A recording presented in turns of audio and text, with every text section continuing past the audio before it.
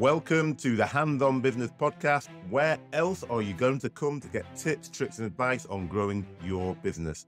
Now, as you know, what people tend to love about this podcast is there's a place where you can hear real business leaders discussing systems, methodologies, and strategies that they have used to help them catapult growth in their business. That's why one of my latest 5-star rating by Tours Made said, really spot on, business is calling, right? You need insights that are actionable, understandable, and quickly applicable. And that's the Hands-On Business Podcast with Hakeem Adebiyi. He shares his extensive experience and helps you achieve with your company. It comes across quickly in his voice that he greatly enjoys what he's doing, and he provides quality instruction in the business of success in a highly compact format. Couldn't have written it better if I'd written it myself, and I didn't even have to bribe them to give me that reference. So thank you very much, Tours Made. That's exactly what I'm trying to deliver on this show. So I'm your podcast host, Hakeem Adebiyi, and I've grown several small businesses to multi-million-pound enterprises and noticed that there wasn't really any place focused on where I was, i.e. growing a small business. All the content that I used to listen to or watch on YouTube, etc., seemed to be about big business and often just a lot of theory and not practical implementable advice. And today we're going to carry on that vein, and we talk to Veronica Woods-Corrales, business owner, marketeer, mentor, and inspirational young lady who is going to talk to us about how you can maximize social media in your business. Veronica will talk about, among other things, how to use social media to promote your own personal brand, how to think of ideas for content when you're busy, and how to decide which platform to focus on. Happy listening. Delighted to have Veronica Woods-Corrales on the show today. Whilst Veronica is brilliant in her own right, and I'll be telling you more about that in a moment, she's also just happens to be the daughter of one of the most inspirational managers and coaches that I've ever worked with, Ollie Corrales. Now, so that means that I met Veronica when she was just a little girl, actually, many moons ago. And I'm not going to say how many moons ago, because then that obviously dates me and ages me. But at that point, Ollie, her mum, was my manager. So this is very special for me, actually, because firstly, to see how well Veronica's done in her own career, and also to be interviewing one of my mentor's daughters, which is obviously not something that you necessarily think is going to happen. So I obviously know where Veronica gets all her skills from. So on to Veronica.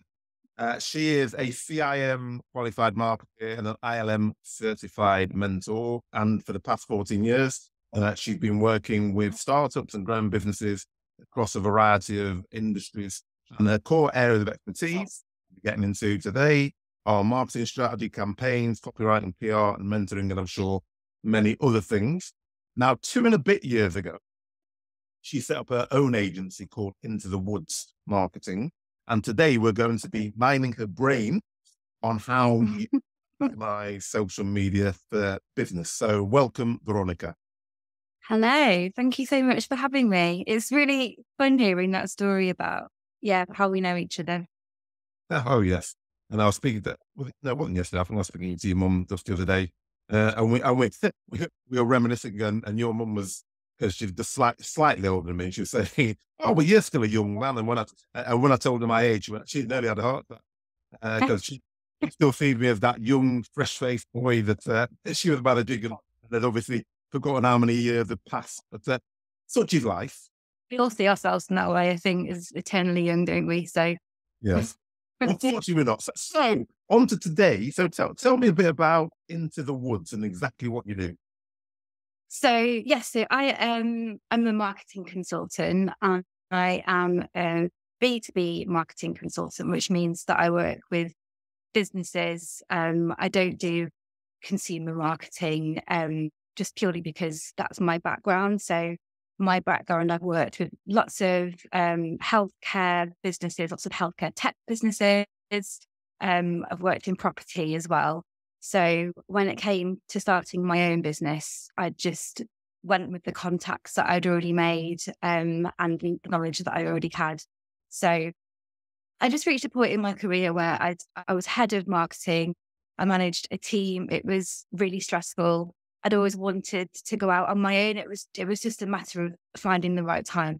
I actually picked the worst time possible because I handed in my notice 2 weeks before COVID kicked off. I'd secured one client at that point and I was on 12 weeks notice. But I thought, no, you've planned this, you've got the domain name and you've got the client secured and you've quit your job. And it took me about 4 weeks to build up the courage to actually hand in my notice and call it a day. So I stuck with it and actually it worked out really, really well. Because every month has just been better and better since then.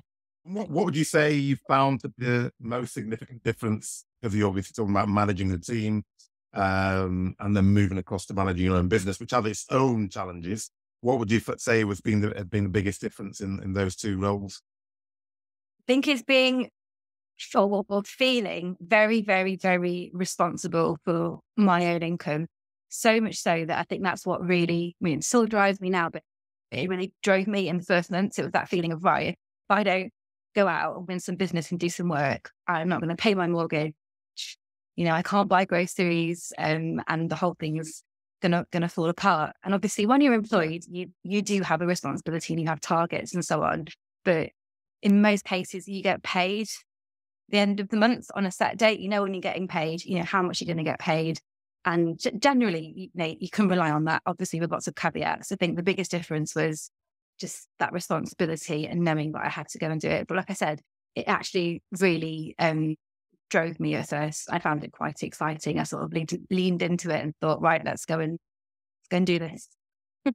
No, it's interesting because obviously some people are cut out for it, and some people aren't, because some people find the actual thought of working on their own, and just as you said, that not getting a salary every single month at that specific day, absolutely terrifying. Whereas from what you're saying, which is the case with lots of people, especially the ones that do who are successful, they actually enjoy it. And I'm not saying they enjoy not having the income all the time, because everyone wants an income, but I think that being your own boss, having that responsibility, I think lots of people who do it really do it for that ability to manage their own time and manage their own destiny, I suppose, would be way to put it. So in terms of the agency, because there's loads of agents out there, when you're head of marketing, you'd have probably worked with some.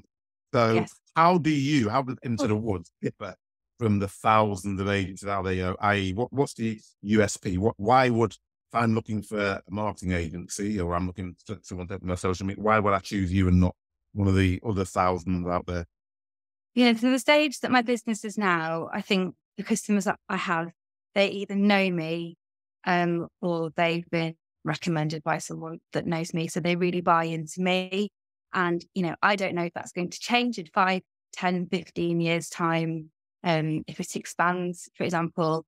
But at the moment, I think it's definitely very much, if you like me and you like my approach, then that tends to be what seals the deal. I've got some very random specific experience. So, for example, I've worked in some very sort of niche healthcare tech businesses. So that's been quite good, because then all of my employees have said, oh, can you come do some work with us, because we know that you understand that market really, really well. Likewise, I used to work in property. I know a lot about leasehold. So that's been another area where I've had a few clients say, oh, you know a lot about that, so, we want to work with you. But I think certainly, as is the case for a lot of consultants, people tend to buy into you. You, the brand, I think, is the main driver. Okay, thank you. So in other words, having expertise in certain areas is obviously always going to enable you to get specific work, I suppose, because especially in healthcare is an interesting one, because that's obviously my area. And I think that certainly we're going to talk about it when you start talking about social media and you start talking about just branding. It's slightly different depending on what industry you're in, and a lot of people don't really understand healthcare. And I've used lots of different consultants, and the amount of time you have to spend explaining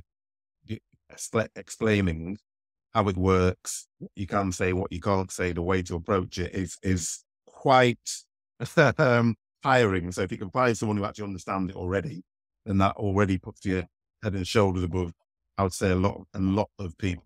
So, we're obviously going to be talking about social media today, because obviously it's very important. And I would say that lots of businesses still don't understand how to utilize it effectively in their businesses, which is why I invited you on. to actually shed some light on that area. So what would you say is the benefit of social media over other forms of marketing? Because there's obviously lots of things you can do when you have a marketing budget. Why would you suggest that maybe social media is an important part of that marketing mix? So if we go to our marketing foundations, we always look at where is your audience? And certainly in, 2022, most businesses are going to have an audience on one of the social media platforms. So that's the main driver really. It's another channel and a way of reaching the people that you want to get to. And so why do you think it is that, I'm not going to say they don't, but certainly in a healthcare environment, I've noticed that people are very reticent to use social media. And if you look at most healthcare social media, it's very bland. It doesn't really often represent that brand. Is there any reason that you think or anyone's ever spoken to you about why they don't use social media in the way that you think it could be most utilized, bearing in mind what you just said, that a lot of people's audience is on social media? Yeah, so I think sometimes we forget that there was a very, very, very long time where businesses ran without social media. It's relatively recent. I mean, I'm not going to share my age, but at the very start of my career, it wasn't really a thing for business. I remember introducing social media for business 3 or 4 years into my career, which actually it's not that long ago. It's within sort of my lifespan. So I've worked with loads of businesses that have come to me with absolutely no marketing whatsoever, and they've been doing absolutely fine without it, mostly because they've had a really, really good product, which has almost sold itself, or they relied on traditional forms of marketing. And I often get asked the same question with them. It's like, why should we be on social media? So, and what I always say to them is, I think it's just a really nice layer to add on top of what you're already doing. There probably is an audience that you're not reaching because they haven't heard about you. And very often the reason that they haven't been doing it is they haven't got a marketing person, either in-house or outsourced. Nobody, in-house wants to do it. And they've just, sort of got along without it just fine. So I do think there are businesses that can carry on doing that, but they're missing a trick, I think, because there's definitely, a slice of the pie that they're not getting by not being on there. And the other thing is that you do have to invest a certain amount of time on it. You don't need to be on it every day. I'm on it every day for all my various clients, but certainly, up front, you want to look at, branding your profile page and looking at your messaging and planning some content and getting the scheduling tool in place. As soon as you say that, it can feel like quite a lot of work. And then, things have got to go through for approval. And I just think people see that work and just think, oh no, I don't want to do it. I mean, it's interesting though, isn't it? Because I mean, you mentioned it at the outset, and the clients that you've got because of your personal contact. The old adage in sales and marketing is, people buy people first. And social media is probably one of the most personal aspects of a marketing platform that you can actually really get your personality or the brand's personality out there. So that's why I always find it quite strange that, people are always about relationships, even when you're doing sales, it's building rapport. Well, build face to face. If you're face to face, that's fine. But obviously, if you've got thousands or hundreds of thousands of customers, then you can't do face to face with everybody as you'd like to do. Whereas social media always seemed to me like, well, that's effectively just amplifying what I would normally do in a face to face call, because I can do videos, I can do things which are very personal, which you can do face to face. You struggle to do it on any other kind of media, I found. Yeah, so no, it's just interesting because specifically in the healthcare sector, I know that people are always seem very reticent to really do it to the level that I think it should be done, which is one of the reasons why I'm doing this. That trying to shine a line on it and say it's not. I'm not saying it's easy, because it's not, but actually it's something that you should be doing, and it's not that difficult if you either follow what you're going to tell us or actually you get somebody like you to do it. So yeah. In terms of when we're getting into the social media, because you talked about your profile page. So is it, if you're in a business and it's a small business, what's the most important thing to brand? Is it you as a brand, as in your personal brand, or is it focusing on the business brand? That's always an interesting one. And just to illustrate, so for example, if you're looking at, I'll just take LinkedIn at this stage, and we'll probably talk about it a bit further, but if you tend to have a business page and then you have your own personal profile, would you suggest that you'll be doing both of those, i.e. your brand, you've got a nice brand page for your business, but then what you do with your personal, is that brand inextricably linked to the brand, or you try to do something different? So if you go onto refer to any LinkedIn expert or do some research, it will always say to you that people get way more interaction than pages. And I definitely felt that's the case with the, dozens of clients that I've worked with on LinkedIn. And just anecdotally, it makes complete sense. We're much more likely as humans to interact with other humans than we are with, a faceless company page. The other thing is that on LinkedIn, a company page is a broadcast tool. You can't message that company. You can't get in touch with them. If there's a button saying get in touch, most likely it'll route you to a form or through the website. So I've worked with lots of founders who've been really reluctant to develop their personal brand on LinkedIn, and they're really, really missing a trick, because that's, I think, where the magic happens. You can use your page as you would do, for example, a company newsletter. So you can share, job openings that you've got, and you can share company news and company stats and customer quotes and all those sorts of things that we see all the time. But I think, the brand story, the reason why we're doing things, the wins, the lessons that we've learned, that should come from the people in your business. And the best brands that I've seen are where, the CEO is doing that on a regular basis, and then everybody else is too. And the algorithm on LinkedIn really rewards that as well. So that'll get a much bigger reach than anything that you do on a company page. Oh, that's very useful. And with that then, so let's take that as a perfect example. So you've got a brand, you're just doing your broadcast stuff on your company page, and then you've got, let's say you've got 10, 20 employees. Would you then get them to brand in a similar way? So there's a consistency, or or is it better to have it separate and they're individuals?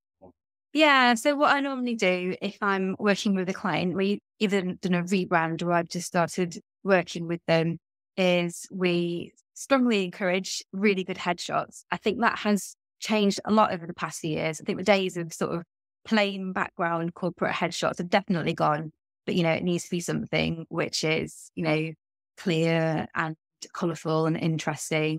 If you can get a company sort of a photo shoot for the day where everyone has their headshot done, that's a wonderful thing to do, but obviously not all businesses do that.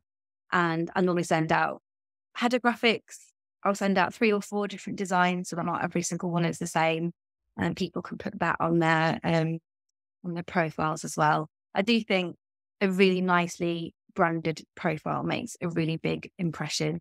I think it's no different to when you go into a meeting and someone makes a really, really good impression, or you go on a Zoom and someone's got a really nice background. It's whether we like it or not. I think those first impressions really count.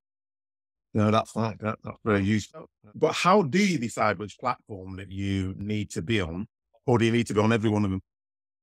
Definitely don't be on every single one. I'd say pick the most relevant one and do it well. And the most relevant one is the one where your audience is. So I remember, I don't know, when I was a younger marketer, I'd have someone coming to me going, why aren't we on Facebook and Instagram and Twitter and everything else? And in most businesses, so in this case, it's like a healthcare tech business, they don't need to be on Facebook. I think there's also the argument that your customer probably are on Facebook or Instagram, but it's in a very personal capacity and they don't want their work life intruding on that either. So for example, I've got an Instagram account and it's my cat and it's the gigs that I go to. I don't really want my work life on there. I don't want to see adverts or things to do with work. It's a complete separation for me. I know that all my clients are on LinkedIn and I put all my effort into there in terms of, as a social channel. So if, for example, you've got an e-commerce brand and you're selling eco-friendly, sustainable goods, Instagram probably is the one for you. If you've got Gen Z customers and you're happy to be on video, then go ahead and explore TikTok, for example. I think being on every single platform, like you can, but you will spend an awful lot of time creating different content for each platform and you'll spread yourself so thin, there's a good chance that you're going to spend a fortune trying to do it, or you'll not do it very well. Well, actually, you could have just picked one and said, right, I'm going to do that really, really well and be a success on that. So I suppose it comes down to step one is really understand which standard marketing, but would be understand the audience, isn't it? So you need to know who your audience is, who your target audience is, and know where they actually, from a business, from an interaction point of view, of what you're trying to achieve, where those people are. Because you're 100% right. I remember working in a business, maybe the healthcare business actually, and I remember we went to a conference and our marketeers at that point were trying to do every platform. And then we just asked the people in that meeting, oh, so where do you do most of your interaction? And they all said Twitter. And at that point, no one was using, as in the business was using Twitter. And oh, no, they must be on LinkedIn. And all the customers said, no. We get all of our information on Twitter, which is quite unusual, actually, business point of view, I found. But that we then pivoted and started doing a lot more content on Twitter, because up to that point, we didn't even really look at it. And actually, that leads me on to the next question. When you're crafting your content, because obviously if you look on LinkedIn again, LinkedIn, it says, when you want to share some content, it says, do you want to share it to LinkedIn and also Twitter? Is that a sensible thing to do? I.e., because you just said there about seeing different content for different platforms, but if you automate some stuff or you've got it in LinkedIn, you can automatically just share it in different platforms. But is that the right thing to do, or should we be really homing in on doing different things on different platforms? I would always tweak it slightly. So I'm not on Facebook anymore, but I am on Twitter, just hanging in there. And the way that people speak on Twitter for business is very different to how they speak on LinkedIn. Also, this is like a tiny thing, but you have to break up normally your post into threads as well, so it's a little bit shorter and snappier. So I would always say, if you've got the time, definitely spend 5 minutes just tweaking the content slightly. I think that's a worthwhile use of 2 or 3 minutes when you're going to go and post something. Yes. Okay. So that's quite useful to know, because I think lots of people think, oh, well, I've got a piece of content, I put it onto it, so which is probably a better example, so sure, but I put it on Facebook, I'm just going to copy and paste that and stick it on LinkedIn and stick it on it wherever else I can. What you're saying is actually, again, similar to the audience, because you've got different kind of audience on each of those platforms, you need to either write or pictorially or video it slightly different, so it actually fits in with that platform and the sorts of ways that they take in their information. So in terms of, we always say the old adage, content is king, but it's also very time consuming. And that's probably one of the other reasons why people are so nervous about social media. Because as you said, when you tell people, they all start talking about content plans and, crafting your profile, etc. People start, that's a lot more work than I thought it was. So how do you think for ideas for content, because the content is a critical piece, isn't it, on social media? Yeah, so most people have got this amazing wealth of information in their heads. So, I've been sat in meetings where I've seen 2 people have a really interesting conversation, and I think, oh, that I've made really great content for LinkedIn, because what they're talking about is really, really interesting. But then as soon as you say that's people, they sort of freeze and go, oh, but I need to check it and it needs to be perfect. It needs to be this and this and this. I would say, again, like everything else, so go back a step. I think if you're either struggling for ideas or you've got loads of ideas, I would say maybe pick 2 or 3 things that you want to be really well known for. So in my case, it's very simple. I want to be known for marketing. I post about marketing. Mentoring, I post about coaching, mentoring, and I post quite a lot about what it's like to run a small business.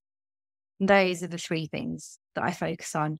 It's very rare that I'll stray outside of those lines. So I'd say, first of all, pick, and they can be as broad as that. So, for example, it could be, I want to talk about healthcare, sales, and coaching. It works in any industry. Then a tool that I've started using in recent years, which I found really, really useful, is something called Otter, and the URL is otter.ai. And this is a transcription tool. So you can speak into it and it basically transcribes what you're saying. So whenever I'm interviewing somebody for an article or a case study, I have it on my phone and it just records the entire conversation and then spits out the text about 5 minutes later. I can go in, tidy it up, and then either use that as an article, or I can chop it up into smaller bits and social posts.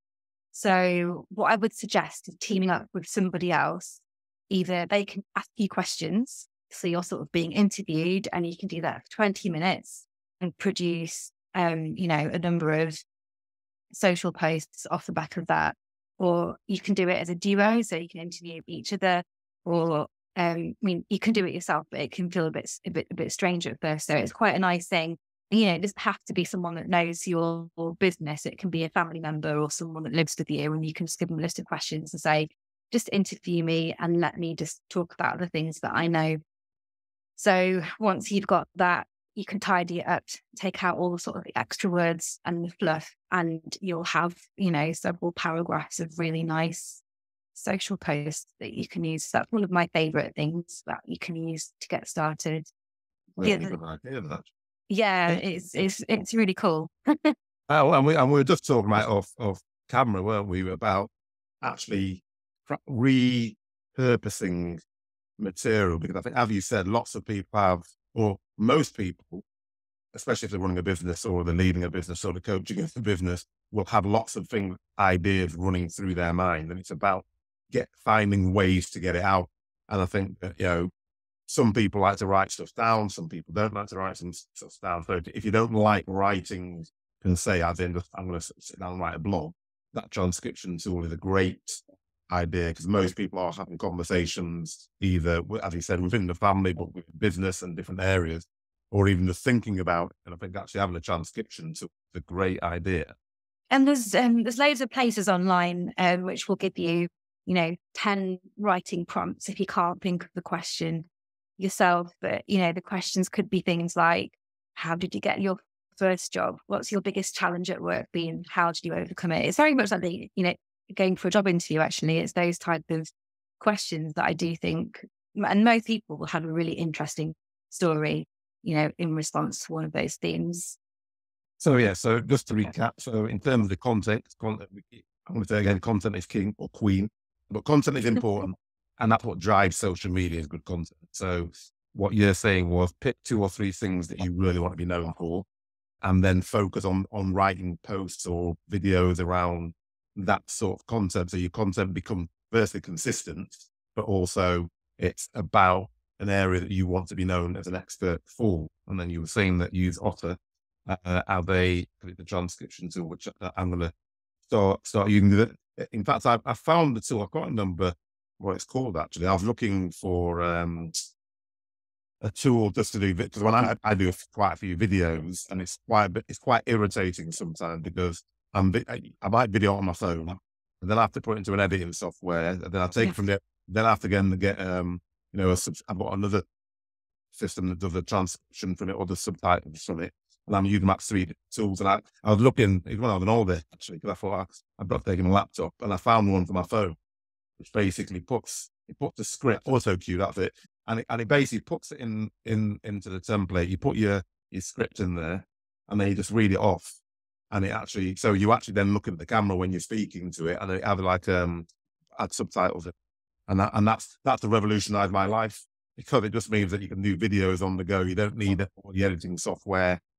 So I think tools like any sort of tool that you can get can allow you to create content. So I think, as you were saying there, find something that you enjoy doing, whether that's videos, because people love doing videos, if it's talking, transcription, if it's writing transcription, it's very easy to do it, and you can do it on the move. And if you like writing, well, that's great. You can just write stuff down, can't you? So is there any specific kind of content that you think resonates the most, or again, is that depending on your business? Yeah, it really does depend. I think most content on the internet in general, I can't remember the stat, but I think it's something like 70% maybe is rubbish and never gets read, and people actually completely ignore it. There's actually a very small amount of useful content on the internet as a whole, never mind, coming down to what a business is putting out. What I found looking at sort of the analytics of work that I've done, the things that perform best are just where there's a really good story or there's really good content. unfortunately, there's normally things that we have to promote, whether we want to or not. Obviously, not everything you do can be absolutely amazing, but generally, if you're excited by something and it's a really good story or there's a really good deal in it, then that is normally the thing that comes across the best. And the format can vary. I think, there's various ways that you can think, oh, I can cheat the algorithm, but some of the best pieces of content that I've worked on with customers have been the things that are the opposite of the algorithm, but the content was really good. And obviously good is incredibly subjective. And sometimes things that we think are good don't land very well because the timing's wrong. And sometimes things that we do really quickly and throw together are actually really, really successful. I think the key is just to keep doing things and keep testing and sort of make note of what's landing with your audience. And then the question I suppose that leads on from that is, how often should you be putting content out there on social media? Because obviously some of these people are putting stuff out every day, and actually quite a lot of content every day. Some people put out once a week, etc. So what would you say is the sweet spot, or again, is it very individual? Yeah, it's really individual. Like you'll definitely, like, so again, LinkedIn algorithm trends say posting every day is a really good thing. So posting more than once a day, what will happen is your reach will get spread throughout all of those posts. So posting multiple times a day on LinkedIn is not a good idea. Obviously on Instagram stories or Twitter, that would be different because you can do hundreds if you really, really want to. I always say to my clients, just bear in mind how much resource that's going to take, and also what's the bigger picture in terms of your marketing plan. So, for example, you could, in theory, pay me to post every single day on your company LinkedIn pages and work with the founders to do all of their posts. There's a good chance that will be all of the time allotted up for me doing that. And is that the best use of my time and your budget? Probably not. So I think it's a balance in terms of how much you're going to get back from that. Most of the businesses that I work with, in all honesty, posting 1 to 2 times a week on the LinkedIn company page is absolutely fine. Some of the founders can be really sporadic, and there's probably a school of thought saying that's not the right way to do things. But I just think people have got so much on, LinkedIn it cannot always be top of your list compared to, for example, doing an investor pitch or spending time talking to customers. That type of thing is always going to be way more valuable. So it's just balance, I think. It's a really vague answer to your question. I mean, well, probably because it does depend on so many factors, doesn't it? One of it is the algorithm, which is great. And LinkedIn says, yeah, you should post every day and you'll get great reach. But then to do that, you have to have content. And as you said, it's about then that balance, because we're talking about specifically social media today, but social media is part of the bigger strategy, isn't it? So you have to do something that is actually practical and achievable, because there's nothing worse, I find, if you're posting every day and then all of a sudden you don't post for like 2 months, because you're either burnt out or you just run out of content because you've been posting so much. Oh, yeah, I haven't spread it out much that, but I've done like every day for the last 4 months, and now I've got nothing new to actually put on there. Of course, you can purpose the content. Yeah, it's just about finding that time. And because we had talked in depth about LinkedIn, but if their social media platform you think from a B2B point of view, and that's what obviously is your expertise, is more effective than others. So I'm very intrigued by TikTok. I had to get rid of it just because I feel like I could get sucked in for hours and hours and hours because it's so addictive. I'm not an expert in this area, but I know that in terms of B2B, you can experience really, really huge growth just because not many creators are on there creating B2B content. It's really booming at the moment. So I think, if you're great on video and you're happy to sort of do, quick videos, throw them together, put them on there, or you've got a huge, back catalogue of video, definitely get on there. I think it's a really, really exciting platform, and definitely one that you can experiment with. I just think in terms of my own brain, that there's only so much social media that I'm sort of, again, willing to sort of spend my day on.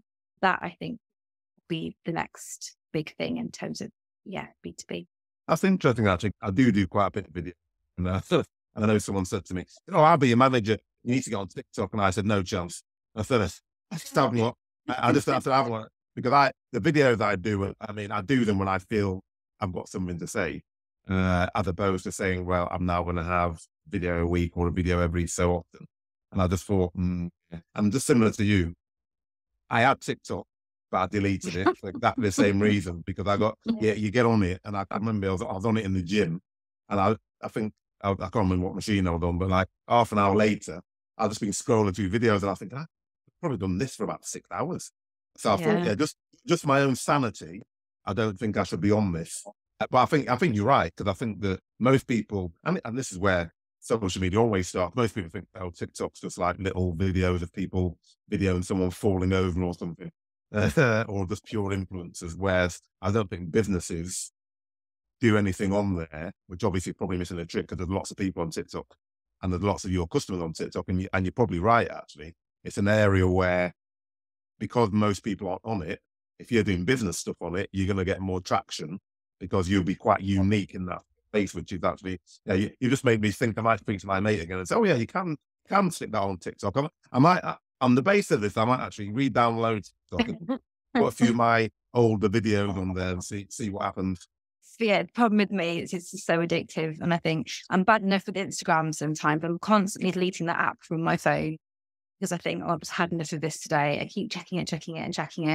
And I think, I can't add another, I think, app to my roster of things that drive me slightly mad every day. Do you use any automated tools at all? Because I know back in the day, I'm talking a long time ago, if you use automated tools on Facebook had algorithms to be able to tell that you weren't manually posting. So it was always a competition between the tool makers who are trying to make sure that it mimics manual posting, and Facebook trying to identify whether or not you were really manually posting. What have you found the best way to manage? Is it automation? Is it doing it manually? What would your advice be?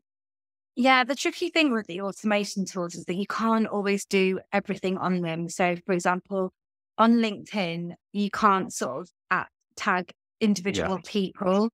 So if I'm doing a post, which for whatever reason has to tag a person, I have to do it manually. Likewise, I love the little PDF sliders that you can do on LinkedIn. You can't do those in advance either. So I do try and schedule in advance as much as possible, especially because I manage sort of 4 to 5 businesses' LinkedIn accounts. So it can get a bit, difficult to manage if you've got lots and lots and lots. But unfortunately, there's only so much that you can schedule in advance, just because, the API is not there basically, which will let you do certain tasks on LinkedIn. Yeah, I'm open to check. I use Spark Social a bit. Yeah, you can't do the apps. I think you can do some like companies, but you can't do individuals. Yeah. You can't do polls, which is really irritating, because I quite like a poll. And then actually until about 3 months ago, you couldn't actually even attach videos. They've now allowed you to attach native videos.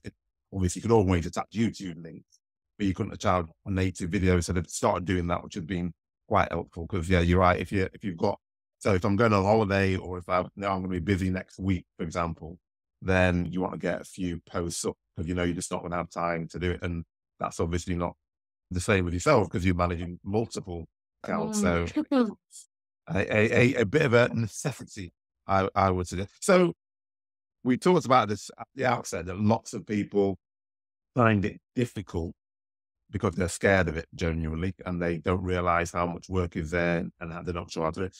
So would you say that with the right guidance and advice, people can do it on their own quite easily? And if the answer is yes, where should they go to get support and training on that? And if the answer is no, then apart from yourself, of course, what's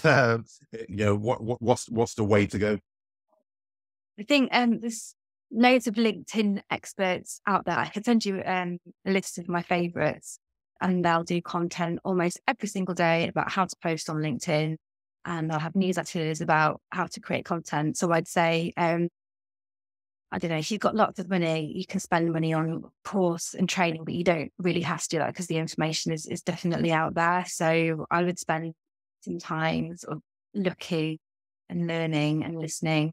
I think the other crucial thing is that it's really important to spend time engaging as well as creating content. So if you're just a broadcast tool, that's fine. But I think it's really important to, once you log into the platform, is to spend time commenting on other people's posts and interacting with them, and also seeing what what your peers or your competitors are doing, which is working really well. Not copy them, but just say, oh, right, that personal story works really well for them. Maybe I could do a personal story, or that poll was really good. That's interesting to know. Maybe we can do a similar poll. So I would say don't rush into it. I would say do spend some time sort of looking at what other people are doing, and then just spend some time educating yourself as well from a reputable source. It can be quite hard to figure out, I think, what's legit and what's not, because there's a lot of people, as there is in sort of all walks of life, claiming to be experts in all sorts of things. But LinkedIn's pretty good at sort of identifying who's a really, really good expert and sort of labeling them so and sponsoring them and so on. Okay. Well, that was the next question I was going to say. What are those red flags that you'd look out for? I'm looking for a LinkedIn expert, and I do get the inundated. My bloody inbox and the emails are getting ridiculous. But how do you discern who you should be listening to? Because one of the things you mentioned there was that LinkedIn helps identify. So let's talk to me about that a bit. Yeah, so I think it's people who say things like they'll guarantee you results, or they want to charge you a lot of money. I think it's the same in all walks of life. I think if someone's saying, I can get you from like 0 to 1 million in a really short space of time, that's definitely a red flag. If someone's saying, okay, let's do this in a really consistent way, let's test and learn, let's do things in a really sort of measured, planned out way, that's generally a good sign, I think, in many areas of business, that someone is legit. So yeah, LinkedIn's got potentially a maker or creator program that they've recently launched. And one of my friends actually is on that. So they've sort of been labeled as LinkedIn experts. I can send through some info on that because I'm a little bit vague on it. But yeah, there's a few names that come to mind. So there's a guy called John Espirian. He's a really, really good LinkedIn expert. And he has a community that you can join as well. And there's another lady called Jen Corcoran, and she's another LinkedIn expert that I follow as well. Then sort of my two favorites. And then there's a guy called Richard Vandblom, and he produces these amazing algorithm reports, which is all about basically best ways to use LinkedIn. And he does that based on like months and months and months and months of testing, so like very data analytics heavy, but he pulls out all the really interesting stuff. And then from your point of view, obviously you work across platforms and with different people. Which platform have you got your greatest successes from? LinkedIn. I wouldn't have a business without LinkedIn. So one of the first things I did when I launched my business in June 2020 was to put a post it saying, I'm here, I've quit my job, my business is ready. The post got a reach of about 8,000, which for me at the time was unheard of. I had less than 1,000 connections, and I think either 2 or 3 people messaged me directly saying, I want to work with you. And of those 3, 2 became clients. And ever since then, whenever I've done, a more sort of sales focused LinkedIn post, I've always picked up clients off the back of that. So I actually refrain from posting too much because I'm normally at capacity at the best of times. And I think if I post too much, I won't be able to do all the work that would come my way. So I sort of space it out. But if I know I've got, a gap coming up, it's a really good way for me of getting business, purely because I've just collected people over the years. So I joined LinkedIn in 2010. I've always been really friendly, kept in touch with everyone that I've worked with, people that I've met at conferences, all sorts of things. And I've used it to recommend other people and put people in touch. I think I've had a lot of good karma, and then that's come my way as well. And I'm always looking on there, if there's opportunities, I can either I can pitch for, or I can recommend somebody else. And I think it's a really good tool in terms of, looking for new clients.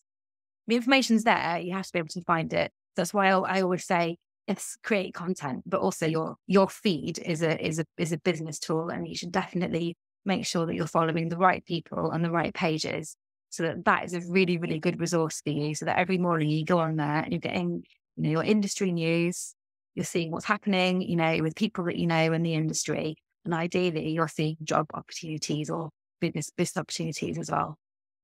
Yeah, I think that's really good advice. What would be the 3 key things you'd recommend that people should do if they want to try and generate business through social media? If you gave me your top 3 things. The number one would be get your profile looking good. So really good photo that represents who you are. Your headline is actually searchable. So don't just put your job title, put what it is that you do, and sort of, you can make it quite long. So for example, if you're a coach, make sure the word coaching is in there as well. And, that your about section is filled out so that people can sort of see, what it is that you offer and who you are. So that's the first thing. The second thing is get your feed cleaned up. So if you've connected with lots of random people and you've accepted all sorts of requests and your feed is just rubbish, you can unfollow those people. So I would just go through and make sure you're following people that you want to hear from, companies that you want to hear from, and, news resources that are really useful to you. So you might need to do, a sort of a follow a call and get that cleaned up. And then I think make sure it's really clear what it is that you do and what you've got to offer. So if you're not telling people what it is that you're either selling, offering, they're not going to know about it. So don't shy away from doing that either. And you can do that in lots of ways. I think it's worthwhile every now and then just doing, quite a salesy post, which is right. This is how you can work with me. These are the things that I offer. Not every time, but every now and then. I think it's a really, really valid reminder. Because if you think about it, it's so easy to forget what it is that someone does, or what they do for a living. I was just going to say, I need to balance there, because obviously some people about every post is sales. It's about me. How great am I? You want to work with me? And then you've got other people who do the complete opposite. They never tell you what they're doing. They're just always giving you content of, great stuff and great information about industry news. What would you say the kind of the balance there that you should be trying to strike between the two extremes? Yeah, it's really individual. I'm now thinking back to when I last did a sales post. It's probably quite a long time ago now. So I think maybe every 1 to 3 months is probably a good time to just do a bit of a reminder of this is who I am and what I do. And obviously, you can intersperse that with stories and case studies and, nice things. Not everything has to be like sell. But I think if there's zero selling, you're not going to be known for those things. So I think I would say every 1 to 3 months. That's what I would recommend to a client, or I'd add that post in maybe, every quarter or so. Let's just do a recap of what it is that you actually, what you actually do. And then what would be your top 3 things you'd say that people shouldn't do? Spammy posts. So I don't really like the clickbaity ones where it's all kind of, I don't know, you feel a little bit deceived. I think that ruins trust as well. Things that have got like a really misleading headline because they want you to click and sort of read below it. I think it works, but it definitely doesn't really build trust with your customers. So I definitely avoid that. Poor quality photography and videos and graphics. I think if you haven't got good ones, don't use them at all. Just rely on text. Sometimes you see something and think, I don't know why you bothered spending however long creating that. You might as well have just not used it, because I just think it can look really, really damaging. And then I think just failing to engage with others as well. I think if you're expecting other people to interact with you, but you don't interact with them, unless you're, Richard Branson, which most of us aren't, that's never going to work. People will get fed up and they'll stop, engaging with your content. Well, that's a really important one, actually, isn't it? Is the clues in the name social, and if you're just using it as a one-way medium, and we talked about it before when you talk about the pages, as a broadcast medium, if you've got a personal page and people are commenting on your posts and you're not sort of like responding to them, all that's going to happen is they're going to stop commenting on your posts. What someone said to me was that actually also, just as you were saying before, in terms of following the right people, that you should be commenting on other people and their content as well. And interestingly enough, one of the guys that I interviewed, Chris Hurst, who wrote No Bullshit Leadership, it's a fantastic book actually. And the only reason that I got him on the podcast and I started chatting to him is because I think, did he comment on? No, I commented on. No, I think I wrote something about that. I read the book, and then he commented on my post, and then I started just chatting to him, and then I asked him after a bit of interaction about whether or not he'd come on my podcast, and he said yes. And had I not been interacting with him, that could never have happened. And and prior to that, and that gave me quite a bit of confidence actually, because I started thinking, actually, so even though he's a big author and he's worked for all these massive companies, they're all just humans actually. And if you're interacting with them on LinkedIn and they want to interact, then naturally you can get them on podcasts and all sorts of things. So I think that engagement is a real key one actually, in terms of, is a social platform, so you can't just ignore people. Yeah. There's a whole world of social, like behind closed doors. So things that happen in DMs and in private groups, for example. So actually, one of my things that you shouldn't do I would say actually is not send spammy messages to people, 'cause everyone hates them and they don't work, which is a kind of a universal fact. But I will say, in most cases, what's great is if someone can see your post, not like it and not comment, but they might message you. Yeah. And to the outside world, they might think, well, that post is a failure because no one interacted with it. But if someone's messaged you, that's almost like the highest level of accolade that you can get, because you're in a personal conversation with somebody off the back of some content that you've done. So I think, it's kind of a whole hidden world. It's sort of this, how we interact in private on social media, which is another thing to focus on as well. Yeah, no, I think you're right. I think it's just the world we live in. Everyone wants all of their interactions to be seen by everybody else. And I'm always saying, well, actually, if you can get them into a DM or you can get them off that platform, that's another thing I always say. Because I remember having a conversation with someone who's got loads of people on Instagram.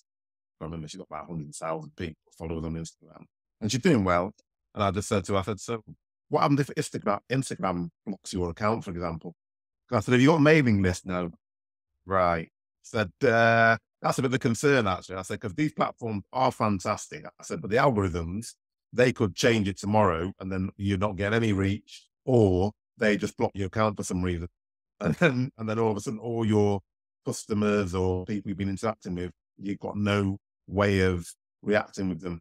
So I always say to people that, as much as possible, you want DMs and you want to take people off of those platforms so that you've got that personal connection with them, as well as having them on the platform. I don't know if that's my own personal view. I don't know if that's a view that you share, or if that's... Yeah, no, it's like, that's a real marketing best practice, is to not rely on social media. So you don't own your account. You do not own the content on there. I don't think you even own the contacts. It's really important to have multiple channels. And in most cases of my clients, definitely an email newsletter is really strongly advised as just part of the mix, and also having a way to contact, your audience directly. I've even started one now because I thought, what, I do so much on LinkedIn. I mean, I always get lovely feedback. I thought I need to have, and again, I do newsletters for 4 or 5 clients as well. And I thought, I've done this for years and years and years and years. I really want to have my own. So again, I'm quite sporadic with it, but it's really nice to know that I've got that as another string to my bow. So I've got my website, I've got some platforms that I blog on, I've got LinkedIn, and then I've got my newsletter too. So I would always say, definitely do that. I was just going to say, interesting enough, I mean, because obviously LinkedIn relatively recently has started when you write an article, you can actually start a newsletter. And it's very interesting because you can see why they've done it, because they get more interaction. And so I've started a newsletter, and it's really interesting because they don't really give you any data on the newsletter. No, they don't. I was looking at it recently when I was writing I've done 2, I was writing my 3rd one. And all of a sudden it says you have, let's say, 400 subscribers. And I'm thinking, Yeah. where are they then? Because I'm thinking, no, I don't know where they came from. I don't know when they signed up because there's no notifications or anything. So I think it's obviously driving traffic for LinkedIn, but it's not doing anything for me. But I think that'd be quite nice, those 400 subscribers in my own list, rather than 400 subscribers on LinkedIn. I'm thinking, oh, I started emailing those people, but, oh, thanks for signing up to my newsletter. Let me know why you signed up, because there's no information about it at all. So it's really interesting. Yeah. So again, that could give you some really artificial stats. So I am signed up to quite a few of those, and I have some clients that do them too. And what I often find is that I read their newsletter in my inbox and I will not interact with it on LinkedIn. Yes.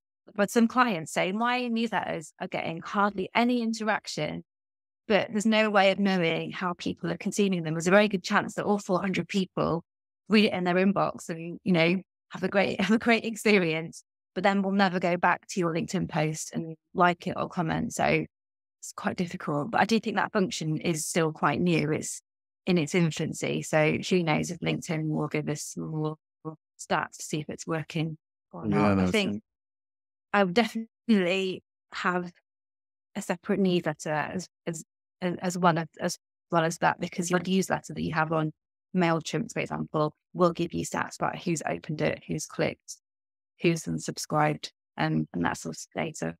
Yeah, no, I think that's much better, to be honest. All right, so we've come to the end of our hour, and it's been a great pleasure. Just to leave us with one thing that if everyone's listened to this and they've been making tea or whatever they've been doing and they've not really been listening, which shouldn't happen. But if that was the case, what's the one thing you'd say, right, if you listen to nothing else, if you haven't got anything else, this one take home that I want you to take away with you today is ...